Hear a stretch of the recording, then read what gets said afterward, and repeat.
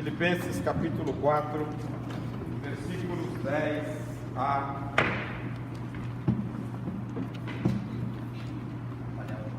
até o 18.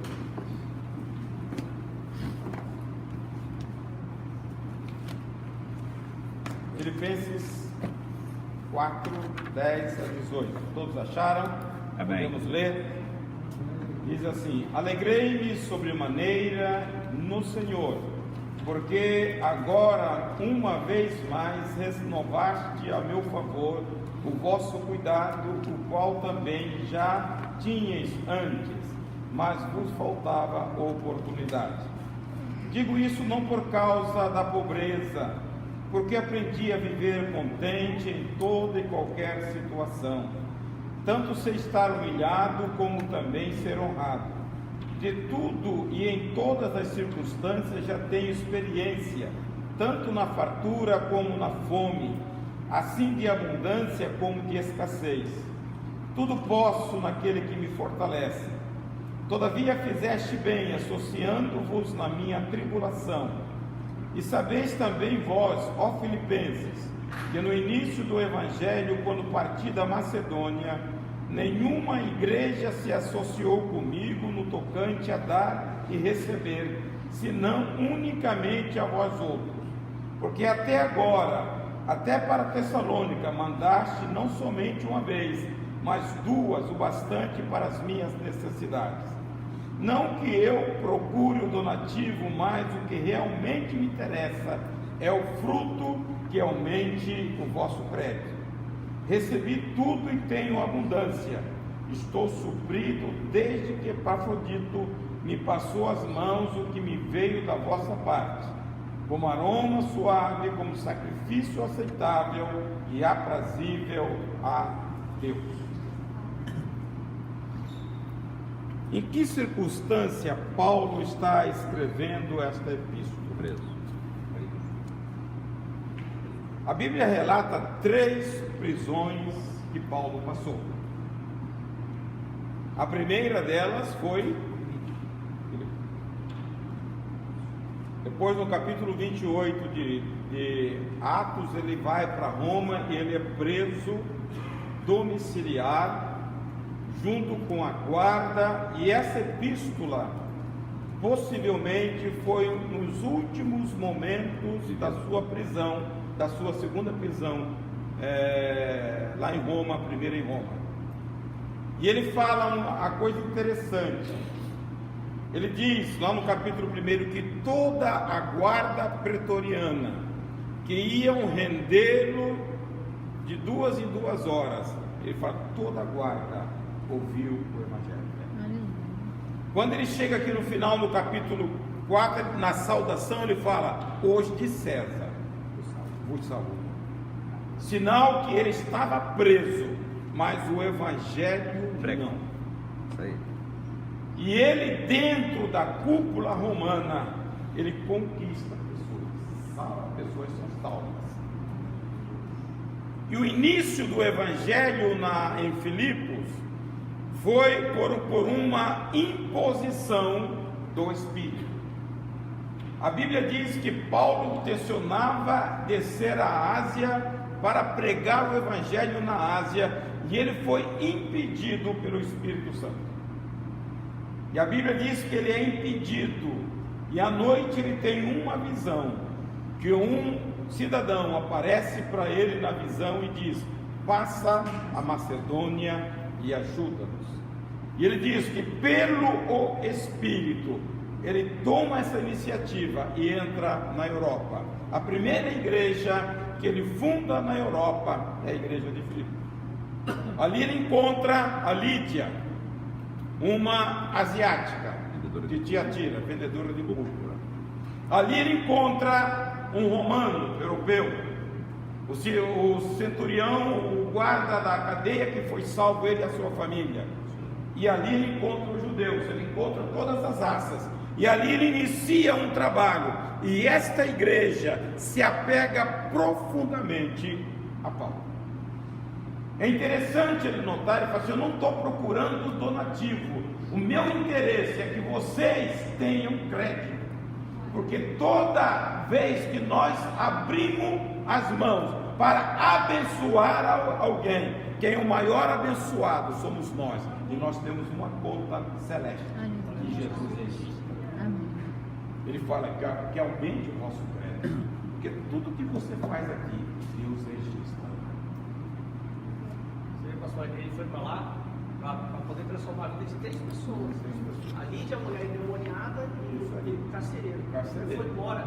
Isso mudou tudo. E muda todo, ele monta uma igreja, e você vê pela epístola que era uma igreja amável. Ele fala com ela constantemente: alegre-se. Era uma igreja que ele trazia no coração, porque quando ele desce a Macedônia, a Tessalônica, ele já recebe donativo dela. Aonde ela sabia que Paulo estava, ela mandava. Sabe o que é isso? A obra missionária. Porque quem não pode ir, irmãos, muitas vezes pode orar e contribuir. Nós estamos desapegados da nossa obra missionária. Nós temos um rapaz que nós ajudamos lá na Índia, e temos um trabalho aqui. A nossa oferta é vergonhosa, não dá 1/3. Na China. Tá? Porque as pessoas não têm apego. Quem não tem apego não tem crédito. Tá? Quem não tem apego, irmãos, não tem crédito. Deus quer acrescentar: o nosso tesouro não é aqui, nosso tesouro é no céu. 6:19 de Mateus, Jesus disse: aonde estará o vosso tesouro, aí também estará o vosso coração. Se você tem riqueza aqui, o seu foco é aqui. Agora, se você tem riqueza lá, o seu coração estará lá. Eu quero falar um pouco, irmãos, de um aprendizado que Paulo fala. Ele fala: eu estou alegre sobremaneira no Senhor. Mas esse aprendizado, ele fala: eu aprendi. Irmãos, não é porque nós aceitamos Jesus, nós vamos tomar posse imediatamente das virtudes de Deus. Tem pessoas que aceitam Jesus e ficam em cima disso, não aprofundam o conhecimento da Bíblia, não tem uma relação íntima com o Senhor, buscando em oração, não desfrutam de uma comunhão especial com o Espírito Santo e quer evoluir, não vai. Paulo está dizendo que ele passa por um aprendizado. E todo aprendizado, entra uma criança hoje na escola, há quantos anos ela vai sair com alguma formação? 12. No mínimo. Tá? Pessoas vêm para a igreja, é a mesma situação. Chega aqui, prostra. Deus vai me ensinar, não ensina. Se você não se esforçar, não vai. Paulo passou o aprendizado, e os aprendizados que ele aprende, eu aprendi a estar contente. Sabe como que você aprende? É na luta. É quando você está lá. No capítulo 11, 2 Coríntios, a partir do versículo 23, ele começa a relatar. Ele diz: 5 vezes eu apanhei de vara, recebi 5 quarentenas menos 1, 195 chicotadas. 3 vezes eu fui fustigado com vara. Então ele começa a relatar, e ele aprende com essas situações. Ele diz: eu sei, eu aprendi, Deus me ensinou. O caminho de Deus, a história de Deus é por aí. Na prática. Na prática. Tá? Não adianta, irmãos. Então, quando você fala do aprendizado, é um processo. Qual é a escola que Jesus mandou que todos nós entrássemos? Capítulo 11 de Mateus, versículo 29. Aprendam de mim que sou manso e humilde. Tem pessoa que passa pela igreja nunca vai ser humilde. Tomai sobre vós o meu jugo e aprendei de mim que sou manso e humilde de coração. E aprendei de mim. E encontrareis descanso. Descanso para a vossa alma. Isso é aprendizado, isso não é da noite para o dia. Tem que sair da aula teórica para a aula prática. Não tem, nós temos um Deus que não dá. A única coisa que foi de graça, que veio pela cruz, que você não faz nada, é a salvação. A salvação é de graça. Agora, qualquer benefício de Deus, você vai ter que pagar um preço. E outra coisa, a prova é autêntica, é viva.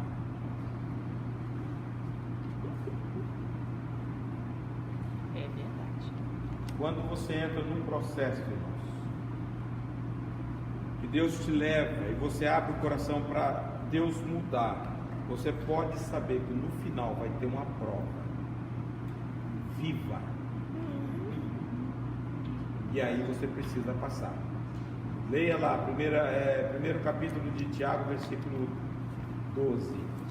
Ele diz: bem-aventurados sois vós, quando passardes por provação, porque depois de aprovados,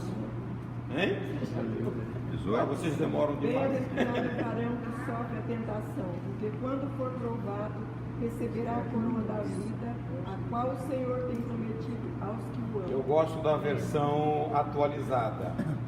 Ele não fala tentação, fala provação. Depois de aprovado, depois do teste, depois que foi aprovado, você recebe a coroa. Porque quando for provado, receberá a coroa da vida. Na outra, na atualizada, fala aprovado. Quando for aprovado. É a prova que você faz em qualquer lugar. Você vai numa formação, em qualquer casa, você vai ter que fazer uma prova. E só passa se for aprovado. Na Bíblia também. Só vai passar se você for aprovado. Se não for, vai entrar na fila da recuperação. Irmãos, e aí, quando você olha o versículo 2 desse capítulo, as pessoas normalmente reclamam muito quando vem a aprovação. Ele fala bem-aventurado também. Tende grande gozo. Tem várias tentações. Tá? Por quê? Porque todas as vezes que Deus te dá uma oportunidade de você ser testado, você sabe que Deus te quer levar um pouquinho além. Outro degrau a mais. Outro degrau a mais. Mas via de regra, você senta e abre o bocão e reclama pra caramba. Tá? Porque você não entende que Deus quer te levar mais. Quer te dar experiência, quer te dar estrutura, quer te dar couraça. Nós precisamos disso, irmãos. Couro grosso que aguenta a pancada. Mas ninguém gosta disso não. Mas Deus dá isso de vez em quando. Paulo dizia: eu aprendi.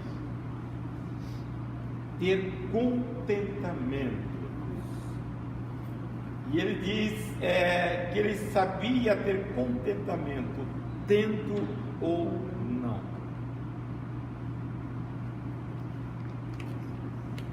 O contentamento não é circunstancial, não é aquilo que me envolve. O Paulo, ele está tendo isso, uma experiência com Deus, e Deus está o tratando, e hoje ele sabe, porque nossa confiança tem que ser nele. Quando nós temos confiança nele, nós estamos contentes, porque a nossa comunhão é com ele, não é circunstancial. Ele vai nos dar, quando você vê o versículo 13, posso todas as coisas, é quando ele nos dá a força necessária para que a circunstância passe e você continue tendo contentamento.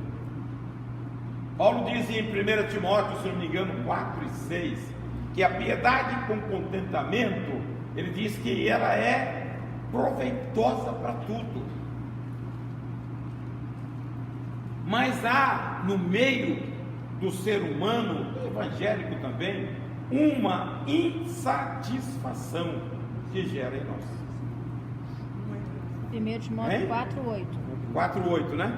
Pois o exercício físico para pouco é proveitoso, mas a piedade para tudo é proveitosa, porque tem a promessa da vida que agora é e da que há de ser. É uma que fala piedade com contentamento. Pois o exercício corporal para tudo proveito é isso? Mas tem uma que fala Para tudo é proveitosa. piedade com contentamento. Ele fala que para tudo é proveitosa. É isso, né? Como que diz? Tendo a promessa da vida. Exercício corporal para pouco aproveita, mas a piedade para tudo é proveitosa, visto que tem a promessa da vida presente e da que há. Tem uma que fala de piedade com contentamento sobre a 1 Timóteo. E aí, a confiança em Deus nas mais variadas adversidades nos habilita a depender dele para ter uma vida feliz e alegre. Não são coisas. O foco hoje são coisas que atribui. Ganância. O crente não pode ser assim.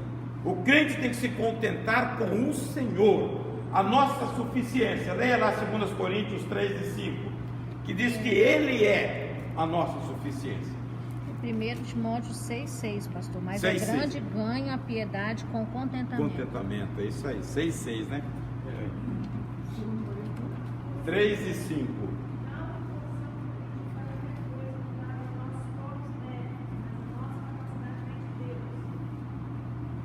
Tem um que fala suficiência, que Deus é nossa suficiência. Hein? Porque... Não que nós mesmos sejamos capazes de pensar alguma coisa como se partisse de nós mesmos. Pelo contrário, a nossa suficiência vem de Deus. Isso, a nossa suficiência vem de Deus. Tá? Então ele disse, Deus é o bastante para nós. A palavra que Deus fala a Moisés no monte, quando Moisés pergunta, Senhor, o que eu vou apresentar lá? Ele diz, diga que eu sou, me enviou. Esta palavra resume a necessidade nossa em todos os sentidos, porque o eu sou, o Deus, é a nossa suficiência para tudo. Quando você precisa de saúde, eu sou te dá saúde. Quando você precisa de alegria, o eu sou te dá alegria. Quando você precisa de consolo, o eu sou te dá consolo. Por isso que Paulo, sabendo disso, se firma em Deus, ele é contente na prisão e passando fome. Hoje, se alguém passar isso, meu Deus. Outra coisa, irmãos, que a gente tem que atentar. Dá a entender aqui que Paulo era uma pessoa previdente. Nós temos visto muitas pessoas que têm carências financeiras, de posses. Um dia que garoa, ele vai logo para os botecos, para o McDonald's, come tudo, no dia seguinte está sem nada. E depois vem chorando. E hoje as redes sociais, elas entregam todo mundo. Não, porque as pessoas... o cara não é inteligente, nem da aposta. Faltou inteligência do cara. Tô lá, daqui a pouco a pessoa parece, irmão, eu estou passando uma luta, reclamando e chorando, murmurando. Quem murmura, rodeia e não anda, vai morrer no deserto. Mas quando Deus deu, ele não soube administrar. Ele achou que o primeiro lugar era ir para o shopping gastar.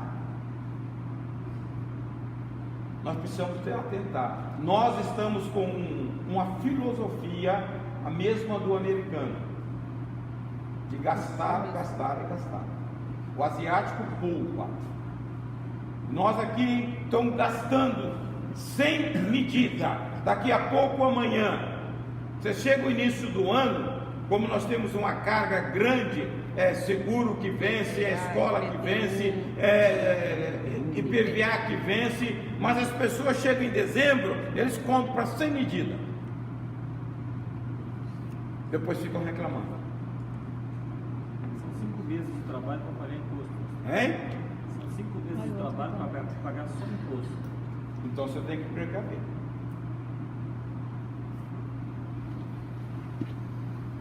E a insatisfação, ela é gerada.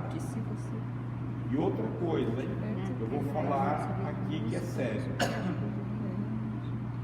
Casamentos estão se dissolvendo e o pivô maior é financeiro. Porque as pessoas não sabem viver contentes. As pessoas estão insatisfeitas e elas não são previdentes. Jesus manda sentar e medir as coisas, no capítulo 14 de Lucas, lá no versículo 28. Então ele ensina, dá uma aula de administração. Quando você for fazer, senta e mede, se você pode terminar. O cara que vai construir a casa, né, não calcula e vai ficar Não com a calcula, casa. tá? E a mesma coisa com as pessoas. Chega o final de ano, quer dar presente tudo. Não pode. Outros querem gastar quando não tem, excessivamente. Vai dar com os burros na água, irmãos. Não adianta, que Deus não vai fazer milagre para você. Isso é administração.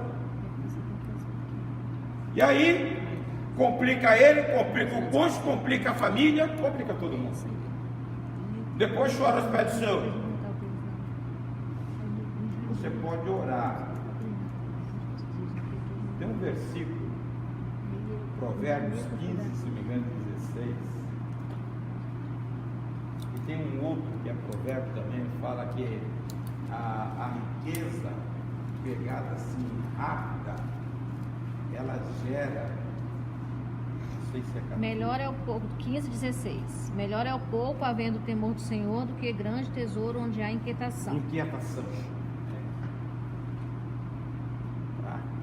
O contentamento nosso, irmão, é o Senhor. E outra coisa, no verso 19, Paulo diz: o meu Deus, segundo a sua riqueza, suprirá todas as vossas necessidades. Irmãos, eu tenho uma história prática sobre isso. Teve um problema, um período da minha vida que foi difícil, eu estava terminando o apartamento.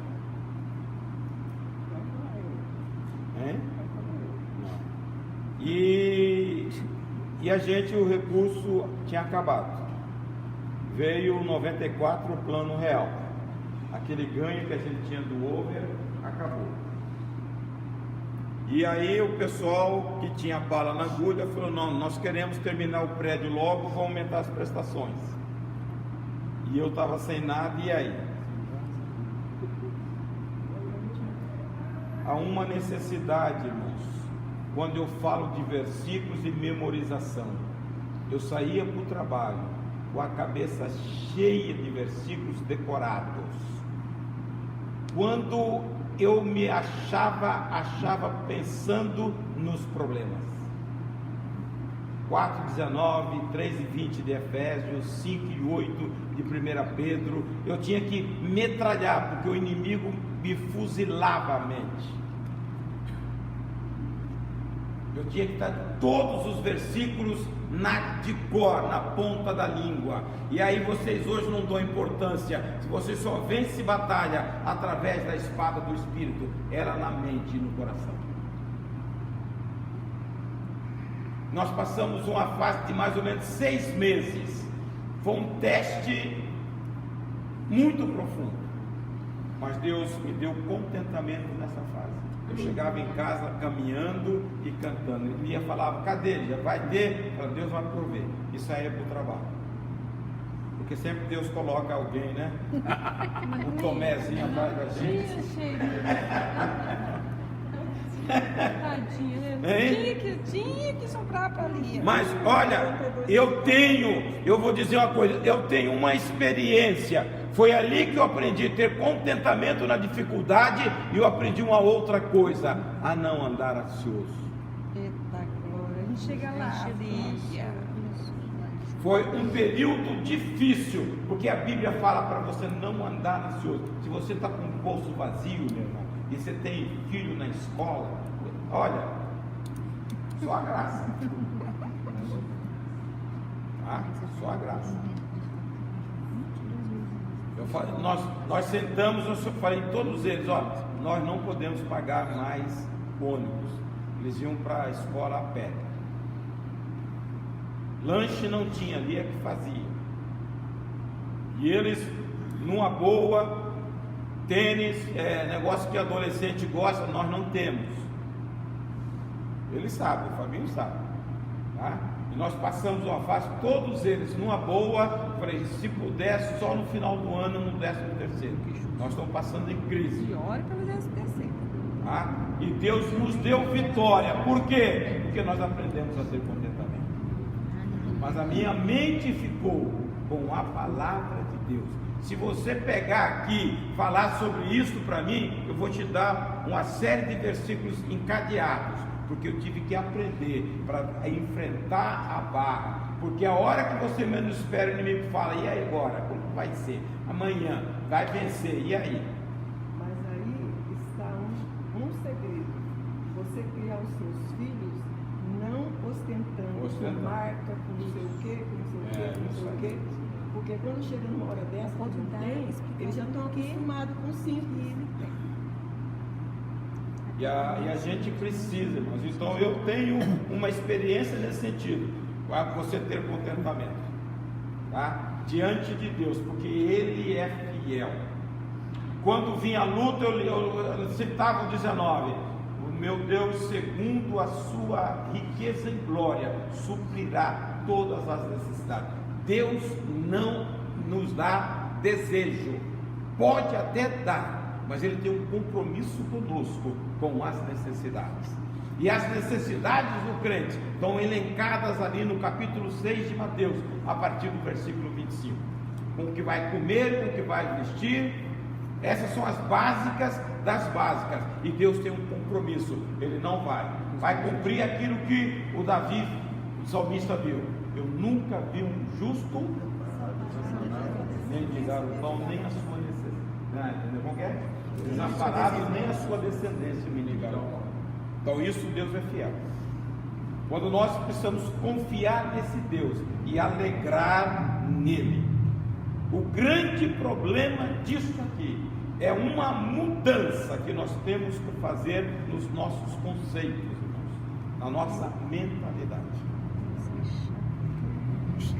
O problema hoje é, no meio que nós vivemos, trabalhamos, o ter, ele é a grande perseguição, mas a Bíblia manda o ser. Isso são fundamentos que nós temos que tirar da nossa vida, tá? Preocupar em aparecer às pessoas, mas o que eu sou diante de Deus, isso tem um valor. Então essa mentalidade, nós temos que trazer uma renovação da nossa mente, pela palavra de Deus. Pastor, as pessoas têm que entender o que é prosperidade, né? Que prosperidade é a ausência da necessidade. Então, se eu tenho o básico, se eu tenho o pão com manteiga, se eu tenho o arroz com feijão e o ovo frito, já é ser próspero. É a ausência da minha necessidade. E aí as pessoas não entendem. Vai atrás do perecível. Capítulo 6, verso 10 de 1 Timóteo diz que o amor ao dinheiro é a raiz de todos os males. Então nós precisamos viver com contentamento, tá? Eu preciso mudar a estrutura. João ele diz para o amigo dele, o presbítero Gaio, ele diz lá na terceira epístola, no versículo 2: eu quero que te vá bem com a tua alma, como é próspera, como é a tua saúde, como é próspera a tua alma. Amado, desejo que te vá bem em todas as coisas e que tenha saúde, assim como bem vai a tua alma. A tua alma. Se você tem um contentamento na alma e se tem uma alma restaurada, as coisas externas vão caminhar bem, porque você tem uma estrutura definida internamente. O problema da nossa insatisfação é que você tem um olho grande, porque as pessoas têm também. Então você é avaliado como você É. Hein? É porque a mídia, né? A mídia tá em cima. E aí você, hoje em dia, você administrar uma criança que teu amigo tem um tênis lá super mega de marca e você não. Então, e fica ali fica cobrando. É a mídia que tá massacrando. E você então tem que manter isso. É dentro da sua casa. Só que Você tem que ensinar. nós pertencemos a um outro reino. Então. É você que Por tem isso que eu que estou ensinar. falando, se você não mudar a sua estrutura de valor, Tem que mudar conceito. conceito. Nós não somos daqui. É isso aí. A Bíblia diz lá em Colossenses 1:13 que Deus tirou daqui. Aqui é reino terreno. Transportou-nos para. Tirou-nos do reino das trevas e nos transportou para o reino do Filho do seu amor. O conceito é outro. E nos tirou da potestade das trevas e nos transportou para o reino do Filho Do seu amor. Então houve uma mudança. Eu tenho que também mudar a minha estrutura. Por que ele transporta? Para eu me identificar com a estrutura do novo reino. Aí você leia 3, 1 e 2 em Colossenses.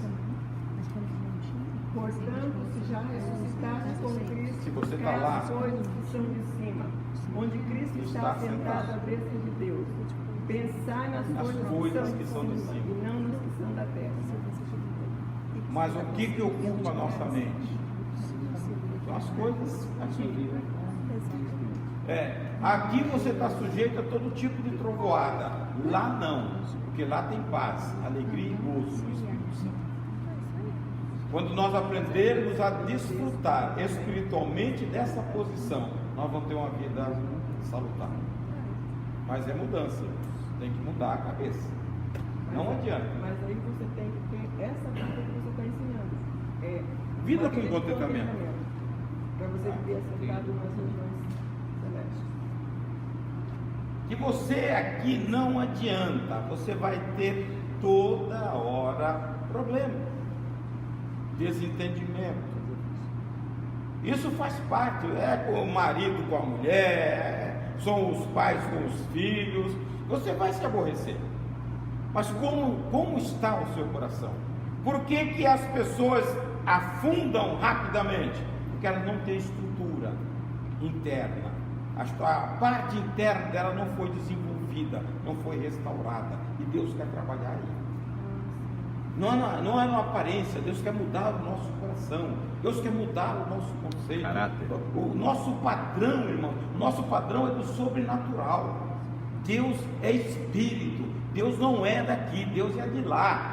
Então eu tenho que mudar. E quando você está nele, você tem vida, tem alegria, tem gozo na alma, porque essa é a vida dele. Tá? E Paulo estava lá no tronco, mas ele tinha alegria, contente. Muito me alegrei. Você via de regra, por que acontece comigo? Eu estou aqui porque eu preguei o evangelho. Não é assim que acontece? Eu estou fazendo a obra, a luta vem. Não é garantia para ninguém você fazer a obra, ficar isento de problema. É aí que vem mais. O pessoal tinha certeza de onde ele iria e a necessidade, a certeza que ele precisava fazer. Mas nós precisamos também. A Bíblia está aqui, o nosso manual está aqui. Esse pessoal tem essa certeza. É momentâneo que ele ia passar aqui. Ele tinha essa certeza.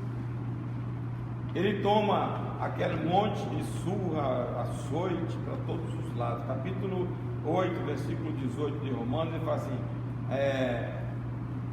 as aflições do tempo presente não são nem para se comparar com a glória que em nós há de ser revelada.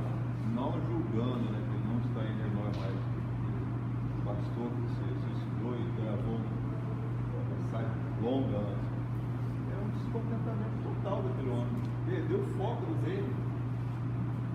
ainda não acreditavam na mensagem do pecado. Então, ele estava fora da visão celestial. Vou dizer uma coisa para vocês, irmãos. Eu fico triste com uma igreja assim hoje. Tá? Eu fico triste realmente. Com aquele versículo que nós lemos, 3 e 5 de 2 Coríntios, Jesus, a nossa suficiência, ele preenche o vazio que cada um de nós tem. A Bíblia diz lá em Eclesiastes 3, se não me engano, 11 ou 7, que Deus implantou a eternidade em cada coração. Cada coração tem um buraco. Aí o cara vai atrás de riqueza, outro vai atrás de sexo, outro vai atrás de droga e não preenche. A hora que você coloca Jesus no lugar, ele preenche, ele sacia, tá? É isso que o crente precisa. Quando você aceita Jesus, você aceitou Jesus para restaurar aquilo que Adão deu de mão beijada para Satanás, para uma nova vida, uma vida com abundância em Cristo Jesus. E eu não entendo ver os crentes hoje sem expectativa, irmãos, de morar no céu. Nós temos uma herança que Deus guardou, está lá no primeiro capítulo de Pedro, 1 Pedro. Ninguém vai tocar, porque o nosso tesouro é de lá, e vive uma vida miserável aqui, uma vida sem alegria, uma vida sem contentamento, uma vida frustrada. Se você tem Jesus, você tem o maior tesouro, porque ele te preenche. Amém. Vida com abundância. E por que a gente não busca isto? Eu estava orando aqui, irmãos, logo no início. Eu não entendo como os crentes se contentam tanto com porcaria e que dobram o joelho e não tem prazer em falar em línguas ao Senhor. Não tem prazer de ser renovado. A Bíblia diz: aquele que crê em mim, rios de águas vivas fluirão do seu interior. O crente é seco. Que isso? Depois vai dar um tiro na cabeça porque está desesperado. Jesus não é isso. Jesus tem tudo para você. É buscar, irmãos. Levanta mais cedo, não fica prostrado até meio-dia, não. Vai buscar o Senhor, que Ele vai visitar o seu coração. Ou Deus não faz isso? Mas você conversa com os crentes e fica, está entendendo? Por quê? É aqui, pensa aqui. O reino dele é aqui, nosso reino é lá, irmãos. Alegrai-vos no Senhor, outra vez vos digo, alegrai-vos. Sempre. Eu não entendo, realmente eu não entendo. Davi, quando pecou, Salmo 51 está lá: volta a dar-me alegria da tua salvação. A salvação produz alegria, a salvação produz gozo. Você é filho de Deus. Só se você não sabe que dimensão é essa, o que você é diante de Deus. Se você sabe que é filho e que Deus é seu pai, acabou. Você está com o poderoso. O resto, estou bem na fita. Estou bem na fita. Aí fica os crentes: o inimigo está furioso. Deixa ficar furioso, irmão. Eu estou com o poderoso. Deus é mais. Deus é mais.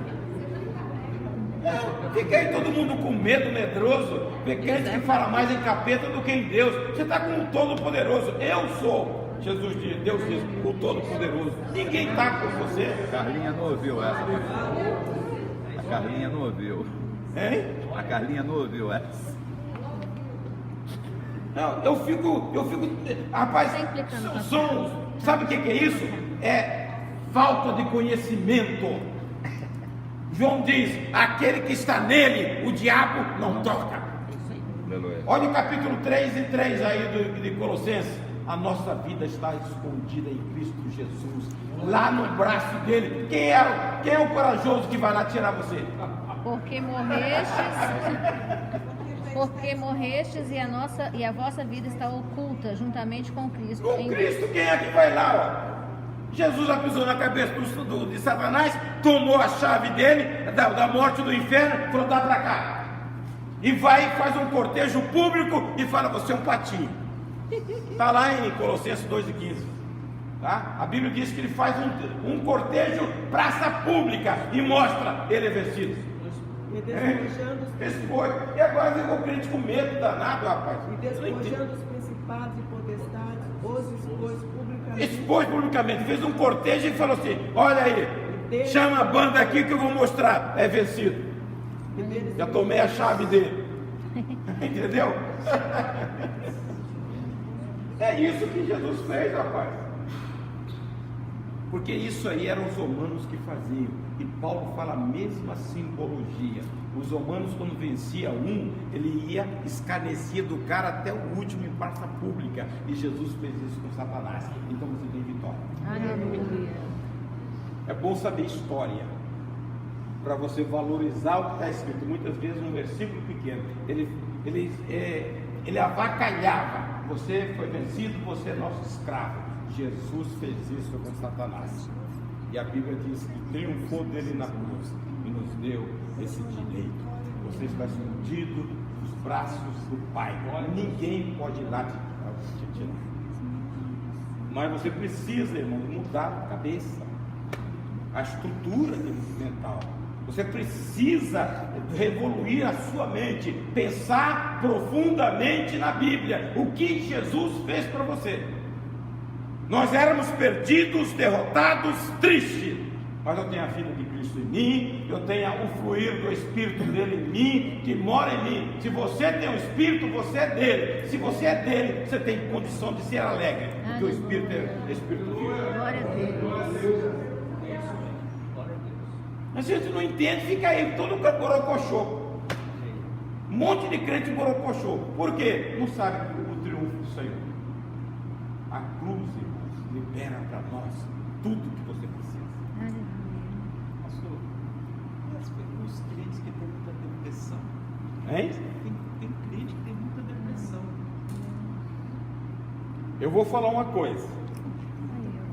Existe a depressão patológica, que vem ocasionado por uma enfermidade. Aí você tem que ir para o psiquiatra. Ele vai te jogar um negócio de tarja preta e você vai ficar meio abobalhado.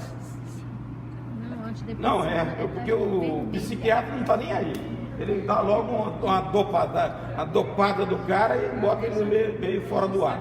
Agora, existe 90% das depressões, elas são ocasionadas, são reativas, nossa. E aqui é a solução, porque é a sua mente que produz. É aquilo que aconteceu com Elias.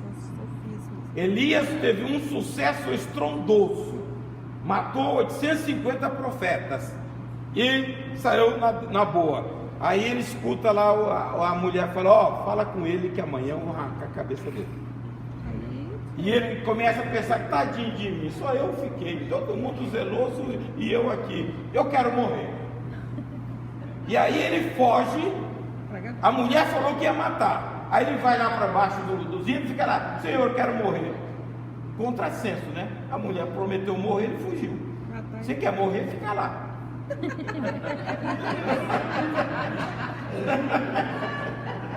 Todo mundo quer ver Jesus, pastor, mas ninguém quer morrer. E aí ele começa a dizer: só eu fiquei, sou zeloso, Deus cuidou dele, sou zeloso, não sei o que. E Deus falou: nada, tem 6 mil. Tem 6 mil que não dobrou. 7 mil. O que acontece? A depressão, quando a minha mente não é renovada pela palavra de Deus. Leia o Salmo 55, a partir do versículo 10. Vamos começar a entender a estrutura. 55.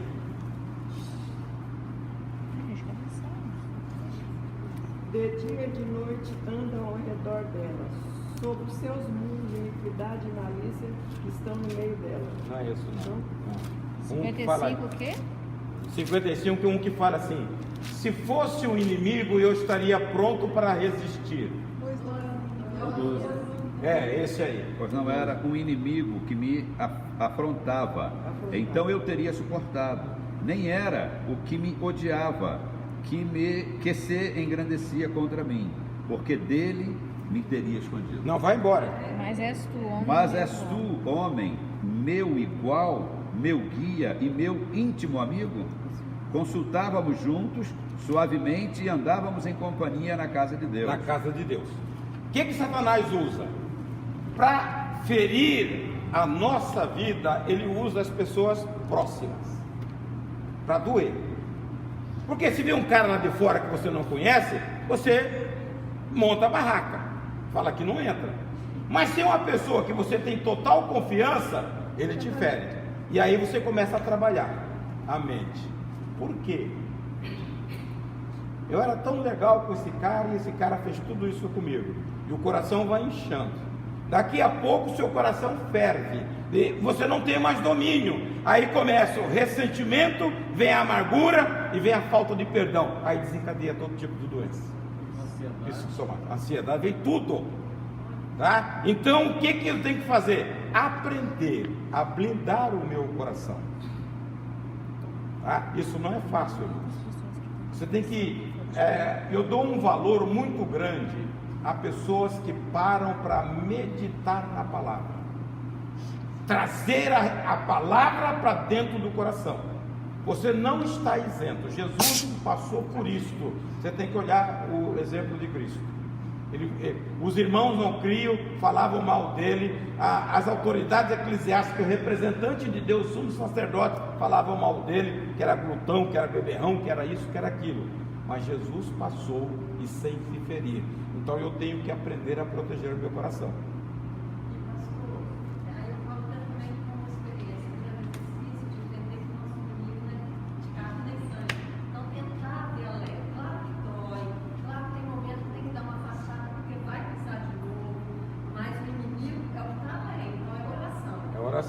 Então, essa proteção em minha mente não é para produzir isto. A minha mente, capítulo 2, verso 16 de 1 Coríntios, diz que eu tenho a mente de Cristo. Se eu tenho a mente de Cristo, eu tenho que me alinhar aos meus pensamentos, como Cristo pensa, não nas ofensas. Capítulo 2 de 1 Pedro, versículo 22 e 23, leiam lá. Esse é o modelo para a gente seguir. O qual, 1 Pedro, capítulo 2, versículo 22 e 23. O qual não cometeu pecado, na sua boca se achou engano, o qual quando o injuriavam, não injuriava, e quando padecia, não ameaçava, mas entregava-se àquele que julga justamente. Justamente. Então ele não retrucava na mesma medida, tá? Ele não ia para a vingança, ele entregava àquele que julga retamente. Capítulo 12 de Romanos, versículo 19 a 21, Paulo diz: não vos vingueis a vós mesmos, porque está escrito: a mim pertence a vingança. Se alguém fez o mal, entrega na mão do Senhor. 12, 19 a 21. Entrega na mão do Senhor. Se Deus quiser abençoar, Ele vai abençoar, mas você não se preocupe com isso. Não pertence a você, pertence ao Senhor. Pode.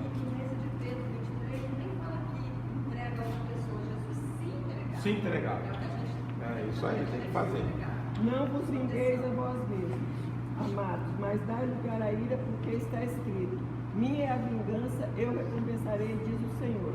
Portanto, se teu inimigo tiver fome, dá-lhe de comer, se tiver sede, dá-lhe de beber, porque fazendo isto, amontoarás brasas de fogo sobre a sua cabeça.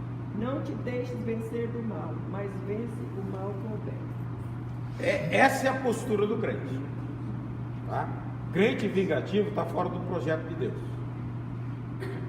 Jesus manda amar o inimigo. Você precisa ter graça e Espírito de Deus para fazer essas coisas impossíveis. Por isso que o crente deveria andar de joelho, não andar aí para o shopping da vida. Andar de joelho, porque tem coisa difícil, irmão. O cara te apunhala, você tem que perdoar. O cara te fala mal, você tem que amar. Só a graça de Deus. E o crente pensa que não, a força de Deus é na oração.